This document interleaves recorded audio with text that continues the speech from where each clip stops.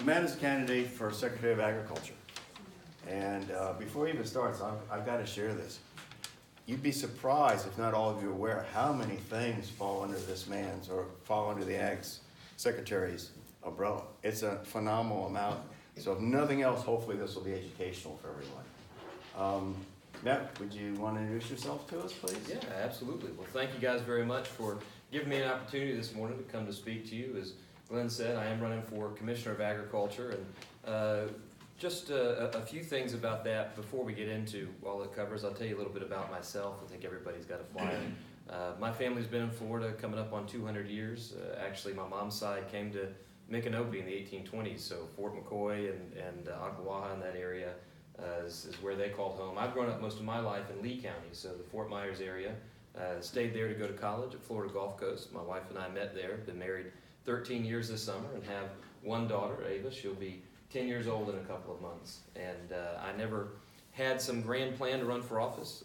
Ended up volunteering with the party when I was in college, and one thing leads to the next. And I found myself running for a state house in 2010, and ran a very grassroots campaign, got outspent 5-1, but I went out and knocked personally on 4,500 doors. It was all the voters that vote every time the Republican primary, and I figured doesn't matter what the money is, doesn't matter what other people say, you take the time to talk to voters, they're going to make their mind up. And blessed to win and blessed to be able to serve the last 8 years as first chair of the Ag and Natural Resource Committee, and then the full committee above it for the last 4 years. And so pretty much every issue that's gone through the legislature and affected the Commissioner of Agriculture's office, I've had the chance to work with Commissioner Putnam hand in hand. Everglades issues, water quality issues, fights with the federal government when President Obama was in office, statewide water policy affecting not only our Apalachicola, but the springs here in north central Florida and all the way down to the Keys and to Miami-Dade County. It is a very diverse office. So first of all, it's a cabinet position. All 4 of your cabinet officers, your governor, your CFO, your attorney general, and your commissioner of agriculture, they oversee insurance, banking, utility siting, land development disputes, clemency, the pension fund, and all of your state property. So your parks, your forests, your wildlife areas, all your submerged waterways, your navigable waterways. You need to make sure that when you evaluate your candidates for all 4 of those offices, that they're able to weigh in and have some thoughts and opinions on those questions. And then inside the office itself, the easiest way I describe it to people is if you ever watch the show Dirty Jobs with Mike Rowe on Discovery Channel. Everybody loves that show. Anything you've ever seen him do, that is what the commissioner's office oversees. So if you work outside or you wash your hands when you're done working, auto repair, oil changes, amusement parks, surveyors, security guards, and of course all the various ways that agriculture impacts our state, really a very diverse state. It's the home of your concealed weapons permit program, so it really is the defender of the Second Amendment on the cabinet. I'm proud to have had an A rating every year I've been in the legislature, was a life member before I ever ran for office. I understand our rights come from our Creator. They're not given to us by the Constitution. The Constitution stops the politicians from taking them away. It's the way I voted and the way I continue to act in this opportunity. And then last but not least is water policy. It's going to define the future of our state. We're at 21 million people today. I told somebody the other day that means there's 320 million people in this country that are potential customers to come. So we got to be ready if and when they do. And we're going to keep growing. We've got to have the right policy and the right investment in infrastructure to provide for that future and make sure we don't end up where rural, natural, and urban Florida are fighting against each other, but instead working together to be successful, all 3 at the same time. So, Good. yes, sir. Okay. Matt, what are your 3 top goals as a Florida Ag Secretary? Well, you kind of heard the fundamental, the stump speech is jobs, guns, and water. That really does cover a great deal of it. And it is very diverse. So you just look inside the ag sector, the concerns that we have to face. We're unique from the other 49 states. We have 300 different ag commodities. Most states, you go to Iowa, for example, they're going to have the big 3, corn and pigs and soybeans. Not here. You've got very different concerns in the Panhandle, where you deal with cotton and tobacco, from the concerns that you have in Miami-Dade, where we are very successful with tropical plants and fruits. In fact, little known fact, 3 of our biggest ag value counties, the highest value of the ag production, are Dade County, Palm Beach County, and Hillsborough County. And you think about how much they are the 3 of the biggest population counties. It's amazing to consider, but that's how integral agriculture is to our state. It's still the number 2 industry. And you've got a lot of issues you have to grapple with. Probably the 2 biggest complaints that I hear deal with federal issues. It's trade and labor. It's uncertainty at the federal level. There's no There's no certainty that we're able to ever get from Congress, and that's a universal complaint we all share about a number of things. But particularly this office, whoever is the commissioner, is going to have to continue to fight to get some kind of sensibility to that. If you're a farmer, you're making a 20, 30-year investment, and you go buy a $300,000 tractor, you're not looking to make a return on that in 1 year. But if the trade picture changes radically on you 10 years into it, there's no question, you're going out of business. And so we've got to support and defend those. Again, the other two issues I talked about, defending our Second Amendments and also making sure we've got the right policy and investment on water. Matt, please list 3 things you will support cutting from the Secretary's budget. It's a fascinating question, and it is always funny when you start to think about how would you rebuild a budget if you had the chance. So the ag budget is about $1.5 billion. Of that, about $1 billion of it is just the school nutrition program. So the actual activity of the office outside of school and food nutrition is really kind of small when you look at the $88 billion budget that is overall in the state. We actually have been, and I think continue to be in Florida, the most efficient state government in the country. If you measure it by population to the ratio of state employees, we are the most efficient in the country. And so it presents a challenge when you ask that question. Now, does that mean there's not ways we can fix? Absolutely. My attitude has always been, and the way I've advocated back home when I was involved in local politics and speaking out, is you have to zero-base budget. You start out with what your priorities are, what they should cost, and whatever doesn't meet that litmus is the thing that should be cut out. It's not a matter of this thing or that thing. There's always going to be more demand and more need than we're ever going to be able to address. After 8 years in legislature, I can guarantee you that's the case. Right. And you've got to go through and figure out what are the things you're going to do, most of all, particularly in a state as diverse as this is with 21 million people. Matt, are there any areas under your control as Secretary that you will make more transparent and user-friendly? Absolutely. I very much want to see some policy that I worked on 2 years ago in 2016 when it came to state lands. It's a fascinating question. If you ask somebody how much of our state is in conservation, they give you generalized estimates, maybe 40, 50%. But I ran a bill in 16 that began to implement the information that I think the cabinet needs to evaluate questions going forward. So what does that mean? It means that when you go forward from now on and you look at the state map of conservation lands, starting this year, you're going to see everything the state owns and that the federal government owns and that the Water Management District owns. So you can see all of that in context. But that's not the limit of conservation in the state. So you think about all of the nonprofits, Trust for Public Lands, Nature Conservancy, they buy land, they have conservation easements. That doesn't get on the maps currently, but in 2 years, the ones I'm going to outline will start showing up on the maps. Those kind of conservation. All of your conservation programs at the county and city level, so all the parks that your counties and cities own and have acquired over the years, all of their density programs. You've got counties around the state that have done trading and they've taken units off of land so it stays in conservation, developed somewhere else. That doesn't get captured right now. All of your regulatory conservation, so you build a subdivision and you put 20% of it into a permanent stormwater or conservation area. None of that shows up on the map.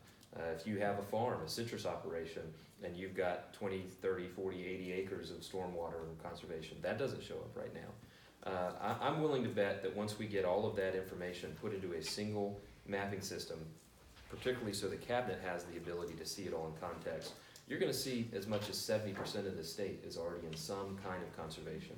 And why is that important? We need that level of transparency so we know where we should invest in the future. There are things that we love to do. We do conservation primarily because we want to save the things we like to use. We like to go swim in the springs. We like to go canoeing on the rivers. We like to go out to the beach. Those are the kind of things that we should be investing in, that we should be building facilities for, and that's where we should be investing the staffing levels. But there's many, many other opportunities there, and I'm going to switch over to the next question, since the alarm has given me the ding. As a current representative, what are your proudest accomplishments? Well, we really have been blessed with a lot of opportunities. As I said, we've 3 really major Everglades bills, not only overhauling the long-term tax structure that's going to pay for the areas south of the lake to be cleaned and be maintained, but instituting the commitment from the state to pay our half. You'll recall, and we could talk about this for 2 hours, but we have a 50-50 agreement with the federal government to build all the projects that are going to actually achieve restoration. They have fallen short by about $1.5 billion, but we passed the bill, Legacy Florida, that funds that permanently, $200 million from the state budget to finish all of our projects. And that same bill was $50 million for all springs. So you are seeing that money spent here in North Central Florida to either acquire or improve or restore springs within this community. Really some great accomplishments. But we've been able to get amazing achievements on pension reform, both in the state and the local government.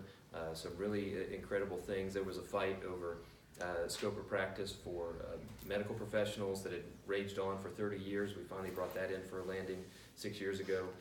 So really great opportunities, things I'm proud of, been able to work with. And really, I think the skill that demonstrates is the one that's necessary for the job. So it's important really for two things when you're electing the CEO of the Commissioner of Agriculture's office, and really in all 4 cabinet offices. It is the boss of 3,400 employees. So you've got to have somebody that's willing and able to be responsible for that many people. But it's also a political position.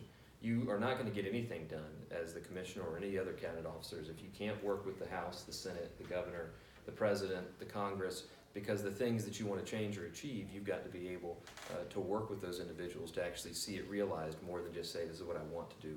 And I think we've got a proven record that we can get that done. Thank you. Halfway there.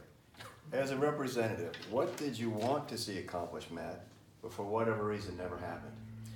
So there are still a number of things in particularly the public land sector. We had some bills that we've worked on the last 2 years that came up short. It would have reformed that system further in the direction I wanted to go. You heard me talk about the things that we know we all love to go to, beaches and springs, and where we should be investing our infrastructure and our facilities and our employees. But the other half of conservation are really 2 things that we don't need to buy land outright for. So whether it's open space for aquifer recharge or space for large animals, and we've been very successful in the restoration of bears and panthers, eagles. If you want to see a bald eagle, by the way, in this country, you either go to Alaska or you come to Florida. We have the 2nd highest population of eagles in this country, and it's because of the good stewardship of the land by ranchers and farmers. And so I've wanted to see conservation shift into easements, where you don't own it outright. We're not having to pay a park ranger to go mow land that nobody ever goes to, nobody ever visits, nobody ever walks on. But instead, those resources should be going into the things that we use and want to use. And we came up short, but I'm going to continue to press for that, because I think that's the future of conservation for our state, that allows agriculture to stay in the landscape and also achieve the goals that we want to achieve as a public. Thank you. Matt, as you know, is not from Marion County, and there was an editorial published. And I've got a copy if you don't mind, Matt. Yeah. They claim there's 2 sides to every story, and there is. There's just usually a good side and a bad side. Well, hopefully you're on the good side. Yes, sir. I don't know if you're familiar with the article or not, Matt. What I'd like to do at this time, and it's a shame, so many times you read something in print and you take it for gospel. Or we used to take it for gospel many years ago. That's almost a thing of the past. So I thought, being that an article was written about this gentleman, who, and what county are you again from? Lee County. From Lee County, that he should at least be entitled to have a rebuttal or agree or disagree with someone put in print about him. So, if you don't mind, Matt. Yes, sir. Maybe you can give a little Background overview of what this is and whether you agree, disagree. Sure. So the issue, and Ocala Star Banner is not unique. I'm being pilloried across the state in the newspapers, but of course I take the attitude, please throw me in that briar patch. Tell everybody that I'm for accountability and taxpayer stewardship. I don't see any problem with that. So it boils down to sales tax referenda for additional revenue. You guys, I think that's a question you have in front of you, probably this election. 2 things to remember before we get into the substance of this. The only tax source that is in the purview of local government exclusively is property tax. That's why if you ever want to reform property tax, it has to be a constitutional amendment. The legislature cannot speak to it, they can't change it. The only way that it can be changed, the structure, it's why the homestead exemption has to go to a vote in November. If you want to ever change that, it has to be amended in the Constitution. The legislature can't change it by legislation. Sales tax is not. Sales tax is state revenue. And so every way in which sales tax is shared at the local level, whether it's the direct share on sales tax revenue, say with transportation, gas tax, or the 5th and 6th cent has some shares in it, that comes exclusively as the result of what the legislature decides to coordinate with local government. This is about having particularly referenda for additional sales taxes within your county or jurisdiction. And what the provision that was put in the tax bill this year said is, you have to, as a county or school district, have OPAGA, that's the auditor at the state level, conduct a performance audit before 60 days before the election, so it can be put out to the public. First thing to remember is it doesn't matter what the results are. You can still hold the referendum. They don't have to have OPAGA's permission to have the referendum. They just have to have the audit so that people can read it and see whether they agree that it's needed. And here's the thing to recall. There are three kinds of audits under state law. There's a financial audit. Every district goes under a financial audit every year. That says, that checks, did you pay $5 for a hammer? There's an operational audit. Those happen infrequently, but they do get requests from time to time, and that says, is $5 the right price to pay for a hammer? Then there's a performance audit. There is no provision that requires anybody to ever undergo a performance audit. This is the first time that I know of in statute that they have to, and both the papers and some local governments like to confuse people by saying, well, we do an audit every year. That is true. They do a financial audit to make sure nobody's stealing money. They do not do a performance audit. A performance audit asks, should you be buying screwdrivers instead of hammers? And that is a fundamental question, I think, before you want to go out and increase your tax burden on yourself locally and do something that is unique. I mean, again, you fund local government primarily through property tax. Going and taking advantage of additional sales tax revenue, I think, should require another level of scrutiny. Again, it doesn't prevent you from having the referendum. All it does is say that you have to have those processes that are supposed to be funded by it reviewed to see whether or not that's the way it makes sense, and then put out to the public so the public can read it 60 days before the election and make up their own mind. Thank you. Matt, will you go over your stands, and I believe you're involved with this, on clemency and felony rights restoration? Absolutely. So this is a hot topic and has been for a while. The cabinet is being sued by certain individuals and fighting in litigation right now.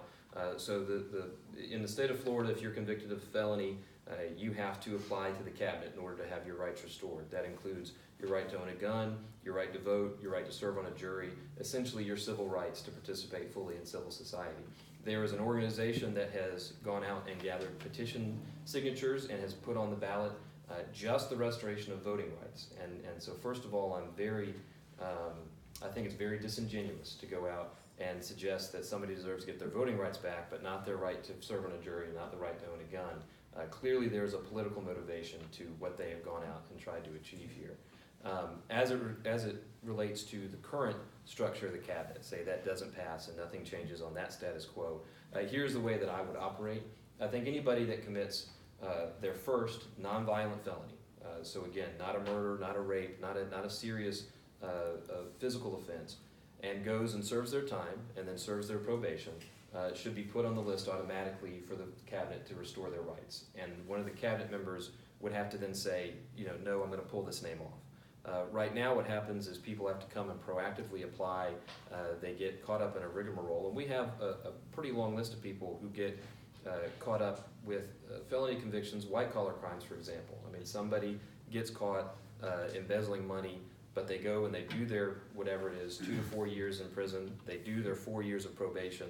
At that point, they haven't committed any other crimes of any kind. I think they should be eligible and ready and put in the list for their rights restoration. Now, again, if somebody commits a violent felony, I think they have to stay the status quo. They have to come convince the cabinet member why their name should be put on that list for consideration.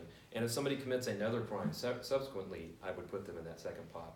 You got a chance. We gave you your punishment. You fulfilled that. If you commit another crime subsequently, you go back into the regular pile where you have to proactively apply in order to get your rights restored.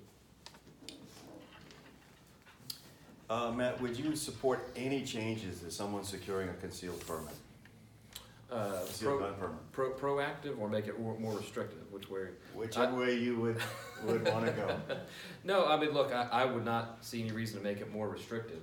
I think the process works the way we have it today. Statistically, concealed weapons carry holders, and we're closing in on 2 million people in the state that have taken advantage of this license. They are the least likely group of people to commit any crime, not just gun crime, any crime. They don't jaywalk. It is more likely that a law enforcement officer will commit a crime than a concealed weapons permit holder. Now, they're both very, very small statistics. We're talking like less than 1/10 of 1% of law enforcement officers, but less than 1/2 of 1% of concealed weapon carry holders commit crimes. So I don't see any reason why you would make that more restrictive. We've actually endeavored through the last 8 years and achieved a lot of this to make it easier for you to go and be able to apply. So we saw a huge uptick in applications after Obama was elected president, and the current system of regional offices of the department couldn't handle the volume. And so they pioneered using the tax collectors in your local county. You got 67 tax collectors who are already experts in processing paperwork, collecting fees, and evaluating whether or not you qualify.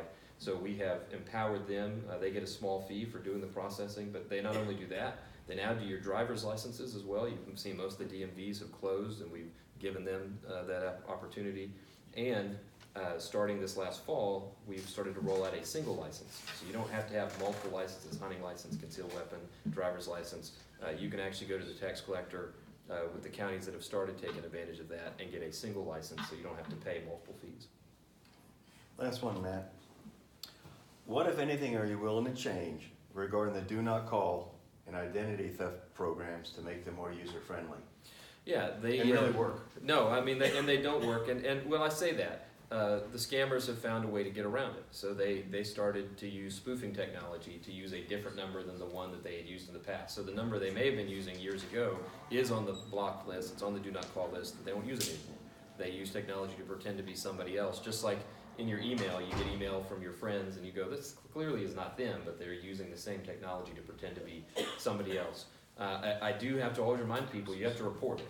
So if you don't call the department or don't email the department and report who it is, it's very, very difficult for them to ever track it down. It's going to require continuing to catch people and then make an example.